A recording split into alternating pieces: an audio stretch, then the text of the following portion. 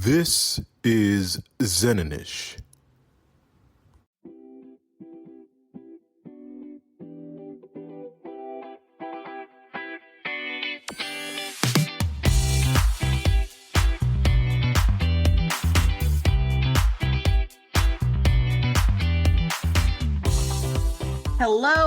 Hello. This is Dr. Kiki, and today we are so excited. We have Mrs. Cindy Young, who is an author, counselor, life coach, wife, and mother. And we are also delighted to have Mr. Simon Keys, who is also an author. He's a school administrator, licensed captain, husband, and father. Welcome. We're so happy to have you. We are happy to be here. Thank you. Yes, absolutely. Thank you so much. Great. Now, this dynamic duo, they are the creators and owners of a business called Behavior Farmers, and we're going to learn all about it today, and we are so excited to hear.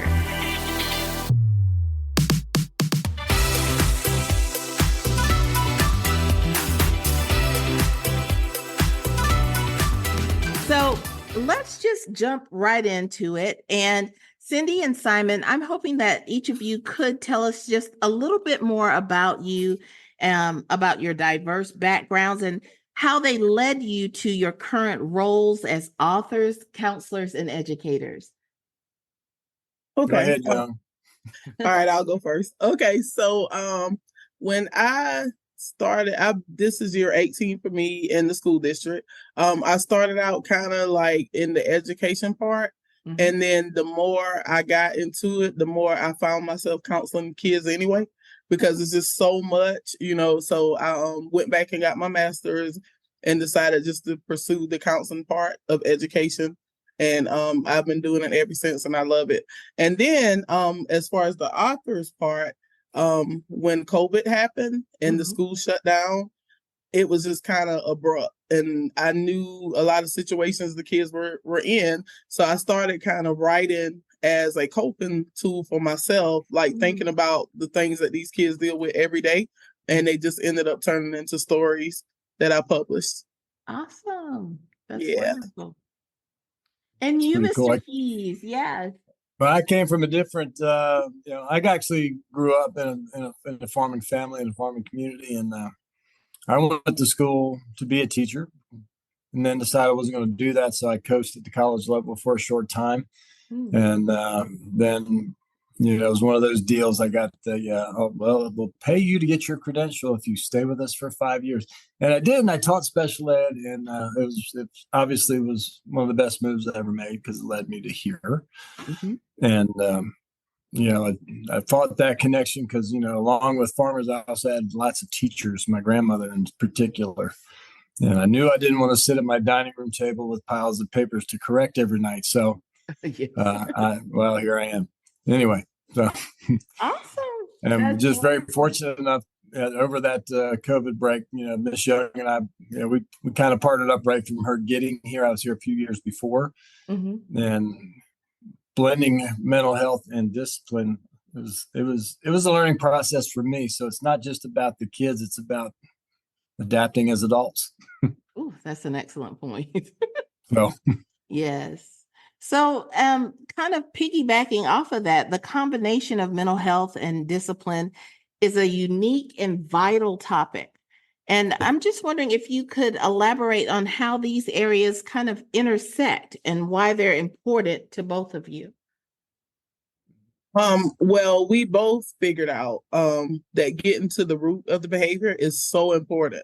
And I feel like that's why that mental health component is so important, because there's always a reason for behavior. And I know you've probably heard the saying that behavior is a form of communication, and it really is.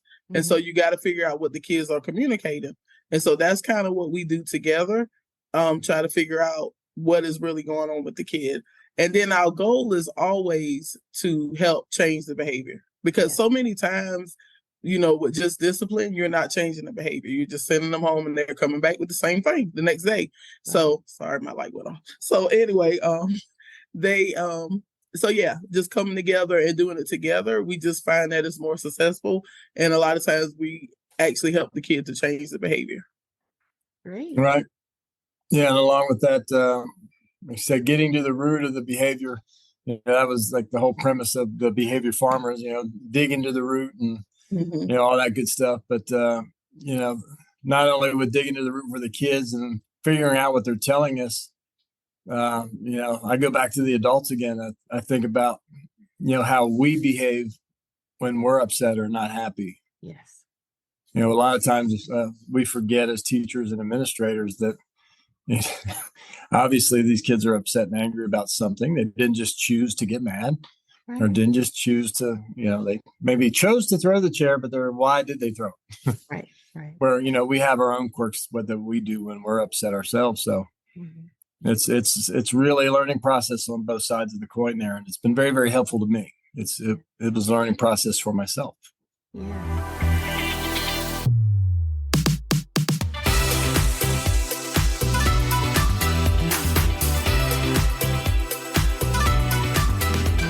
And I think that you guys just hit on two important areas as far as like when you look at discipline and you don't do this kind of synergistic blend of the mental health and the discipline, you, for lack of a better term, you punish the kid and then you send them back. What skills have we given them to do something different the next time? Absolutely.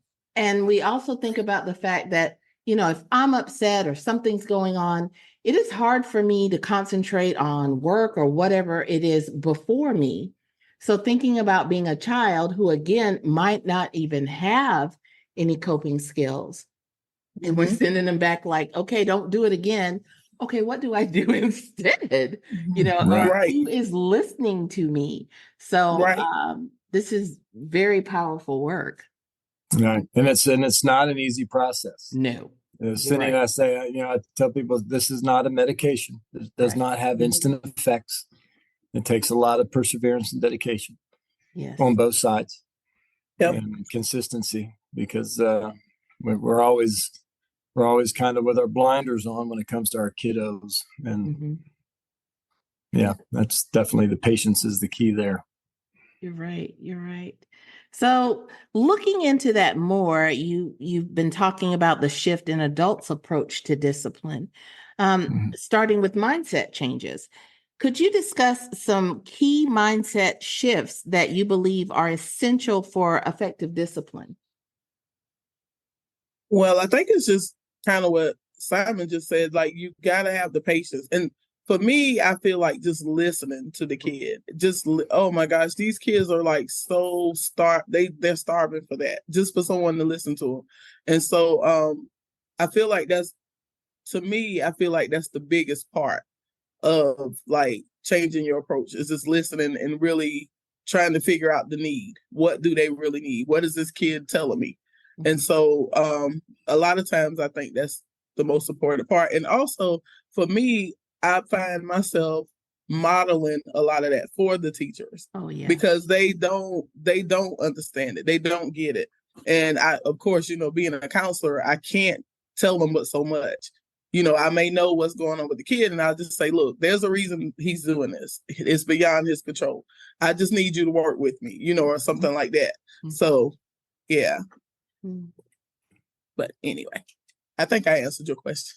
Yes, you did. You did it very well. Yes. And you're right that I say it a lot in things that I do and talking with people, the power of holding space. Like people just really underestimate that. They do. And sometimes, through no fault or malice, but, parents are like, hey, I got to get to work. I need you to get up. I need you to, blah, blah, blah. I don't need to hear about that. Let's go. Right. And a lot of times with, even with teaching, like, we have a curriculum to get through. We got to get through this book. We got to get to this chapter. We got to get to this test. And so giving them that space to breathe and to talk, or just to even sometimes sit in silence is a powerful thing. It really is. It really is. And it makes me think of a kid that we have that have so many issues on the bus. I mean, like, that's her biggest issue. And kid, Simon is smiling because he knows who I'm talking about. It's like every day, that's her issue. And so I said to him one day, I was like, I almost just want her to have a moment from the time she get off the bus just a quiet moment until she go in the classroom. Because it's like she's got to decompress from the bus ride, and it's because our buses are overcrowded. It's awful. We don't have enough bus drivers.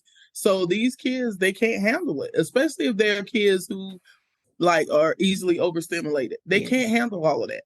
And so anyway, but that's funny that you said that because that's so true. Yeah. So let's get into the collaboration piece. Your story of collaboration is very inspiring. Can you tell us a little bit about how you began working together? I know you mentioned it a little, and the successes you've seen from this partnership with your students and even parents. Well, I'll speak about, I'll let Cindy tell you a couple of our kids' successes from beginning to end, because a couple of them are pretty funny.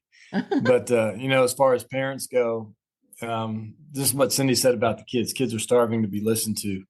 As an administrator, I found that it's not as easy as I guess some make it seem. Apparently I'm easy. I make it seem easy, but making that relationship with the parent is as simply as listening itself. Yeah. I would say almost 9 out of 10, if not more, almost 10 out of 10. If you're listening and you acknowledge what you heard, your problem solved. No matter if you're getting called really nice names in the beginning, you usually get a thank you and I'm sorry at the end. Right. Yep. That's Absolutely. Yes. That's so true. Yeah. Now that brings me to my boy, who was very first day at our school. And that was one of the very first times that Cindy and I worked together. Was he was crawling over my desk. He was using some F words and some F words in very good senses and appropriate context. And he was coming at me, and he was the size of my hand, for crying out loud. But and his mom was sitting right there trying to pull his drawers to keep her from coming over my desk. And go ahead, Ms. Young, it's you now. Well, this kid was so angry, and I ended up talking to the mom, and I was like, I would love to work with him. And if you want me to start working with him to help him through some of this anger, and she did. And so Keys and I, we just kind of tag team and we worked through, and we kept him for, I think he was maybe second grade when he came out of school. And then when he got into 5th grade, of course, he had met all of his goals. He learned how to self-regulate and all of that. But his very last day, he literally fell in my arms crying. He was like, I do not want to leave the school. I mean, it was just like a beautiful moment, because all I could think about was this second grader that came out of school that hated us. He hated our school. He cussed everybody out, and by the time he left, it's like he was crying. He felt like this was his home, So, and this his mama even felt the same way, because we followed her journey too, going through nursing school. Told her we were proud of her, things like that. So that connection is so vital. Yeah, it really is for that kid to be successful. Yep. Mm-hmm. That's pretty cool.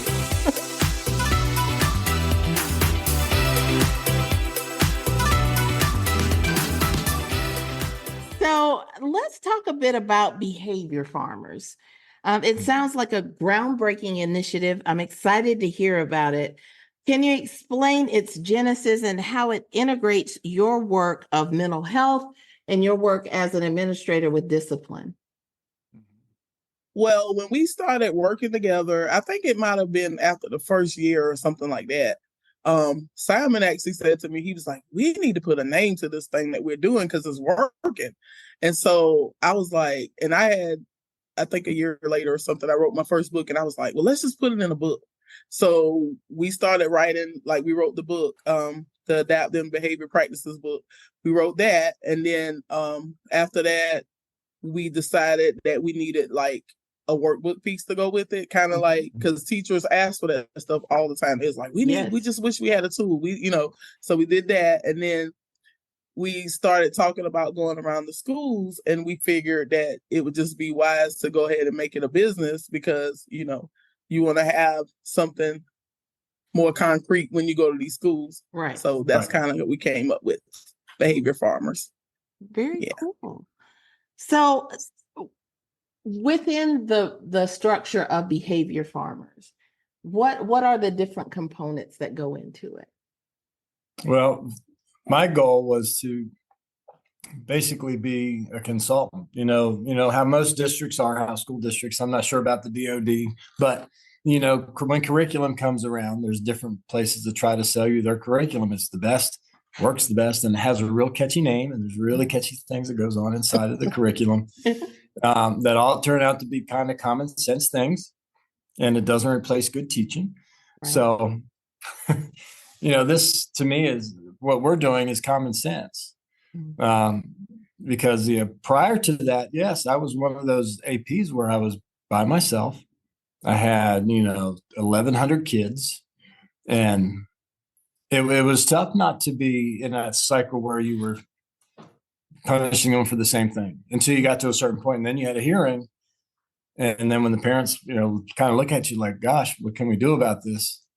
Well, we should have done something about that a long time ago. Mm-hmm. So. This is kind of what I'm hoping that we can offer going to districts or going to different events, but especially like going to a district, selling our service to maybe even work on the ground, boots on the ground with kids, and provide follow-up and feedback. We would like to have a parent contract where it keeps everybody accountable for the work that we do. Yes. And that is so important that all players involved, all stakeholders are involved in some way and consistent. Like you can, and like you hear all the time, well, he won't do that at home, or he doesn't do that at home, but it's because you don't have that consistency across the board. And that's so important. Yeah. It really is. Mm-hmm. So you guys have hit on the books that are part of your program, and they seem to play a significant role in spreading your message.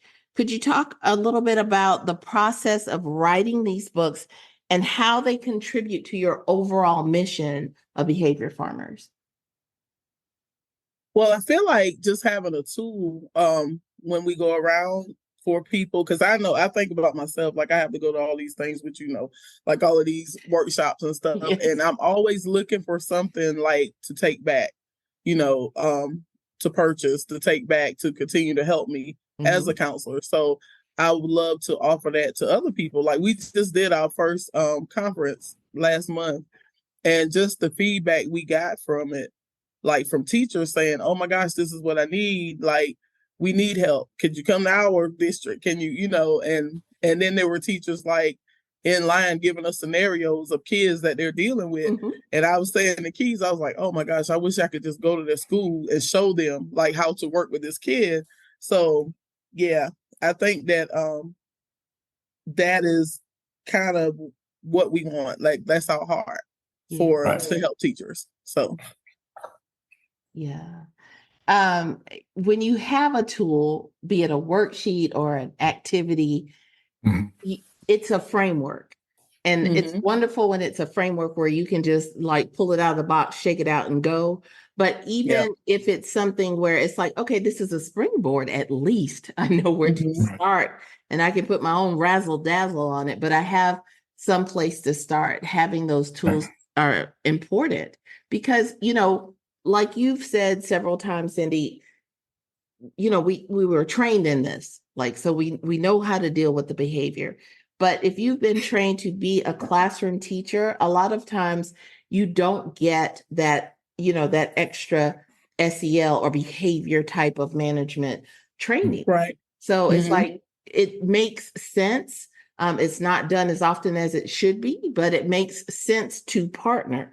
It makes sense to collaborate, especially since all of our bottom lines are the same, which is the kids and helping them be successful. So it's wonderful that you guys are bringing those tools to the forefront for everyone to be able to use. Right. Yeah. I find with those tools, it's like you mentioned that, when a teacher's in the middle of it with the behavior and they're at that point where they've tried everything. So they said they've tried everything. And just like me as a parent, Cindy as a parent, we think we've tried everything until somebody says something obvious, and we're like, oh, I haven't done that. Mhm. Mhm. So we're hoping that workbook is like a big Captain Obvious book. Okay, let's look. Oh, I should have done that. Okay, there it is. And then I can make it my own. Yes. And actually, even having something tangible can help with that piece about consistency. Absolutely. Because it's something in front of you, it's something to do each day, or when this occurs. So it helps to have those pieces in hand to be able to move forward. Absolutely. So with your expertise and all that you've experienced and the successes you've had, what advice would you give to educators and parents to foster a healthier classroom and home environment in terms of discipline and mental health? I would definitely say, I think we said it, consistency is the key. Communication is the key. And I think teachers and parents, have to learn, like, when you try something, you got to keep doing it. You can't do it one time and just be like, oh, that's it. But you got to be consistent with it. It's just like I tell people all the time, if you tell a kid something, you got to do it. Because if you don't, they're not going to take you serious. If you say, I'm going to take your recess, if you don't do this, this, and this, and you don't take the recess, guess what? They're not going to take you serious. So you got to be consistent in everything you do, So. Yeah. Firm and fair and consistent is something I've always heard, but, being able to adapt from, when we used to say, well, back in my day, back in my day is not the same day as back in their day. So, right, yeah. Meeting them where they are and having the ability for us to adapt to where they are. Mm-hmm. Because we're in the field where we don't have a choice. We serve children. We serve everybody's best child that they can send. Yes. And they don't have to adapt to us.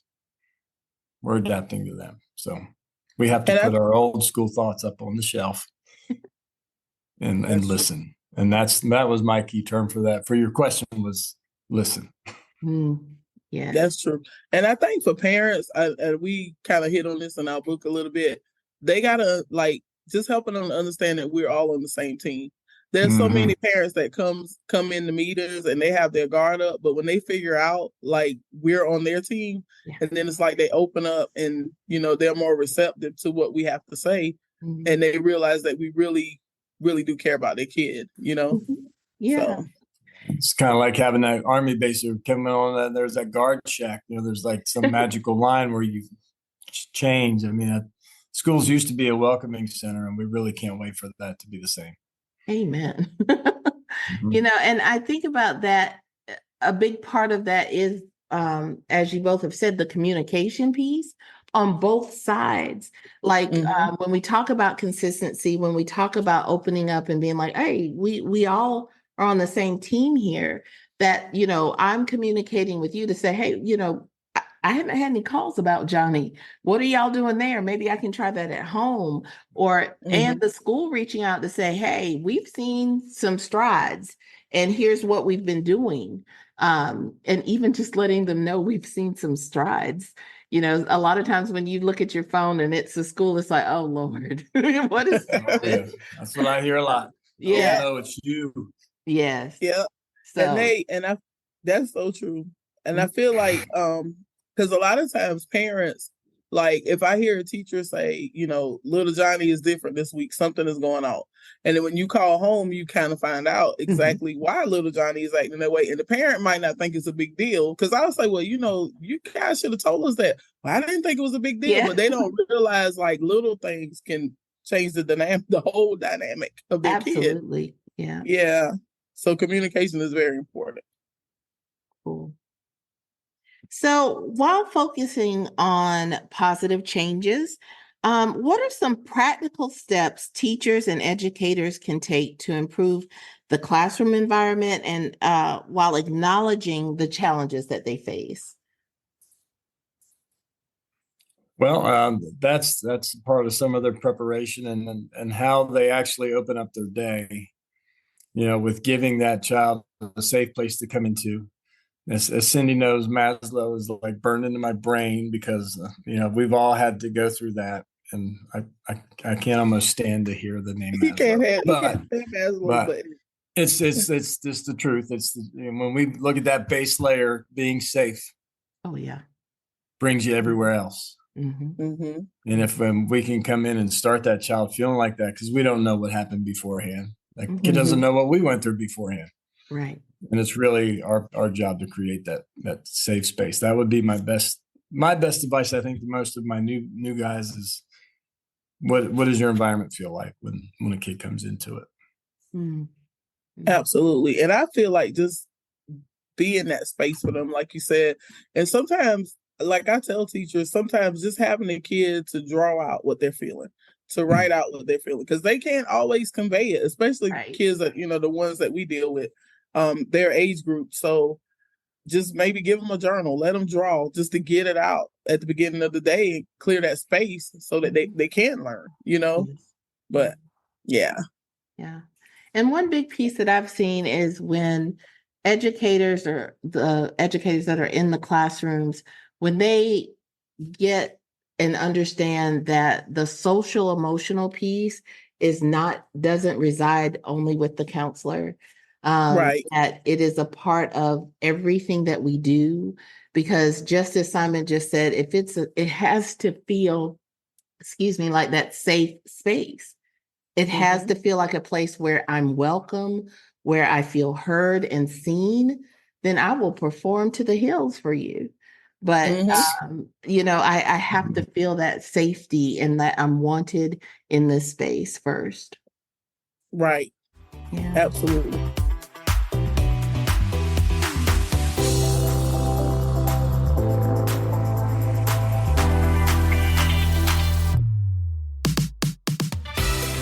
So, how do you see the future of education evolving, especially concerning mental health and discipline, and what you guys, the wonderful work that you're doing to marry those two?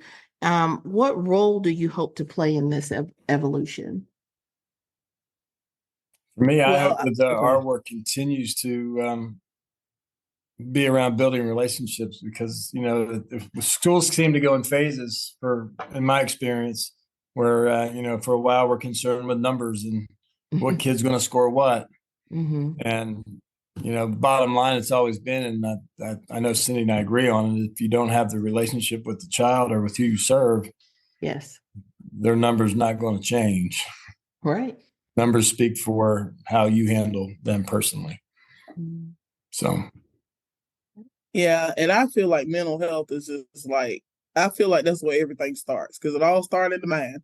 So I feel like, if we can get people to understand, I just think it's so important to like include the mental health piece, because I feel like a lot of things start in the mind. And then also, I feel like it just shines more light on the mental health, because I feel like a lot of times it's not, it's not put at the front of the front, and so I feel like it needs to be. So anyway, I think you're right, and I think to speak to what Simon was talking about, like we look at the numbers and then we come back to mental health and then we look at the numbers, but I think we see some of that yo-yo, because when we start like gravitating towards more and more looking at the numbers, we forget about the person and the social emotional and the mental health piece that always needs to be present.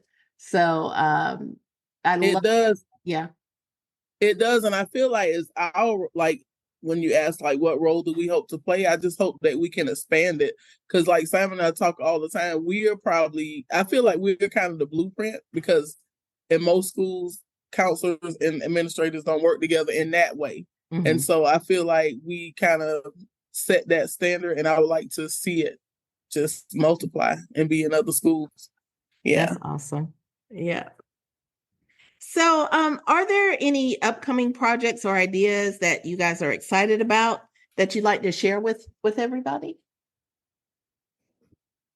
Well, we're constantly looking to expand and speaking to other organizations in other states, and we're trying to reach out to a couple school districts who have reached out to us and hope to move our work there.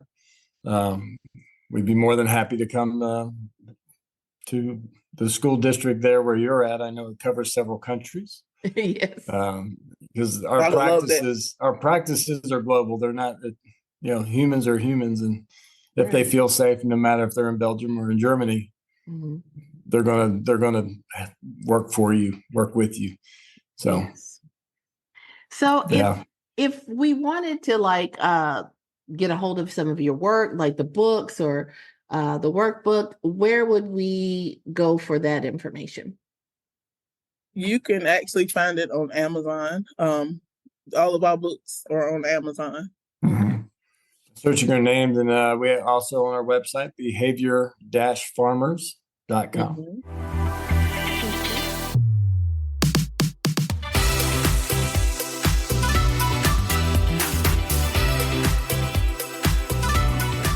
So before we conclude, before we end things, is there anything else you'd like to add or emphasize to our listeners, especially educators and parents, about nurturing positive mental health and discipline practices?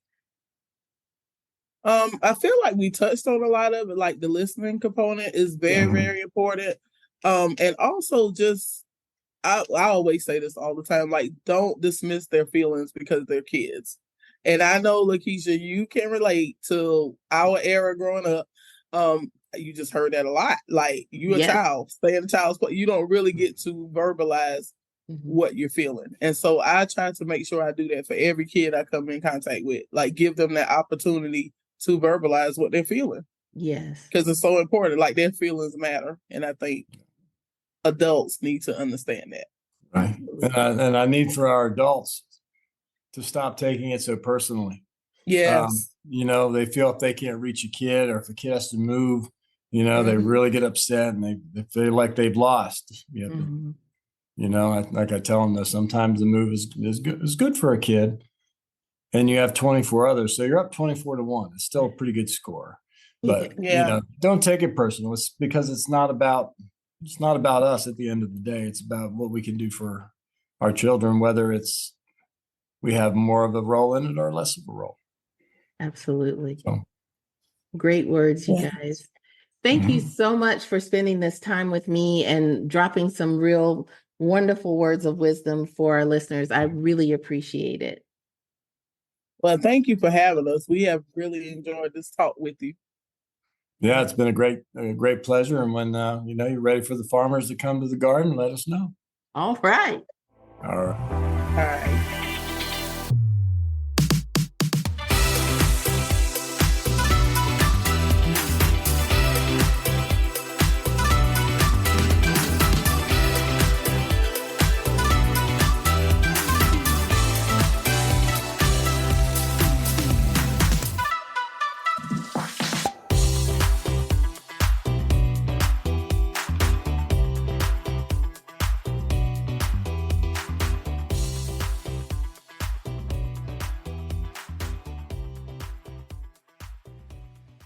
Zen'n'ish copyrighted podcast and website offer opinions of Dr. Lakeisha Hudson, Dr. Kiki Zen'n'ish LLC, and or guests. Content is for information only, not medical advice. Consult a professional for health concerns. Opinions are personal and do not reflect workplaces. Privacy is a priority. All names may be altered for confidentiality. Not for legal use. No guarantee of accuracy. No doctor-patient relationship established. For errors, email 423.4.doctor.kiki@gmail.com.